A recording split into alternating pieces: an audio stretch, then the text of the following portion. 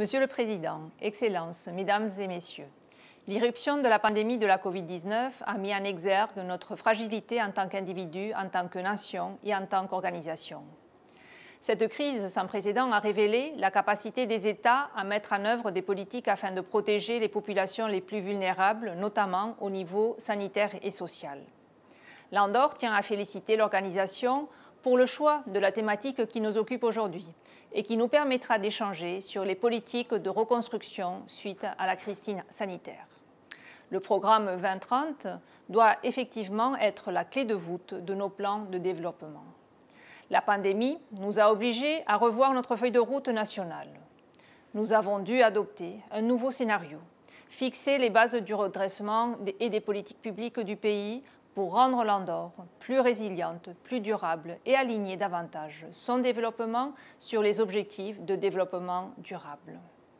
La réorientation de nos lignes directrices ainsi que l'analyse des bonnes pratiques et des défis pour atteindre les objectifs du programme 2030 ont été mises en avant dans le deuxième examen national volontaire que j'ai eu l'honneur de présenter le 14 juillet dernier. Le processus de rédaction de ce deuxième rapport volontaire s'est voulu particulièrement ouvert, participatif et transparent. Nous avons veillé à ce que la collaboration et le dialogue soient permanents entre les ministères concernés, mais aussi avec toutes les autres parties prenantes des secteurs publics et privés. En effet, nous pensons qu'une véritable appropriation des objectifs de développement durable n'est envisageable qu'avec une pleine participation de la société civile. À cet égard, le gouvernement andorran a lancé une enquête nationale pour évaluer le degré de connaissance et d'intégration du programme 2030 auprès de sa population. Le respect de l'environnement, la promotion de l'égalité entre hommes et femmes et l'éducation sont les questions qui suscitent le plus d'intérêt auprès de nos citoyens. Excellences, nous célébrons cette année 2022 l'année internationale pour le développement durable des montagnes.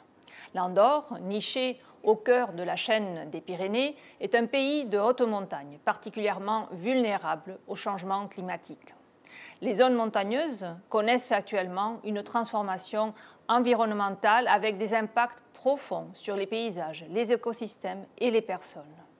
L'Andorre souhaite contribuer à rendre plus visible la situation des régions de montagne qui représentent 15% de la population globale. En ce sens, nous avons récemment organisé, conjointement avec l'Alliance pour les montagnes de la FAO, un événement parallèle sur les montagnes et le développement durable, une voie pour accélérer l'action. Notre objectif est de promouvoir l'action des gouvernements pour favoriser un développement des régions de montagne plus résilient, inclusif et durable, en particulier dans le cadre de la prochaine conférence sur le changement climatique qui se tiendra en Égypte au mois de novembre prochain.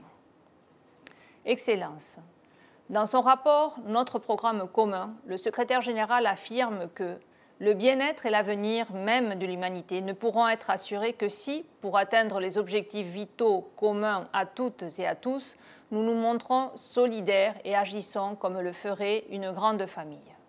Actuellement, nous traversons une période trouble et nous devons faire face à des défis globaux tels que le coronavirus, le changement climatique et les conflits armés. Dans ce contexte difficile, il est également essentiel de veiller à la défense et à la promotion des droits humains.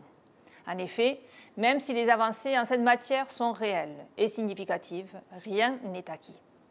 Ces défis globaux ne pourront être surmontés que de façon globale, avec la participation de toute la communauté internationale, avec la collaboration et surtout avec le dialogue entre les États dans le cadre du multilatéralisme inclusif, coopératif et solidaire qui ne laisse personne de côté. Je vous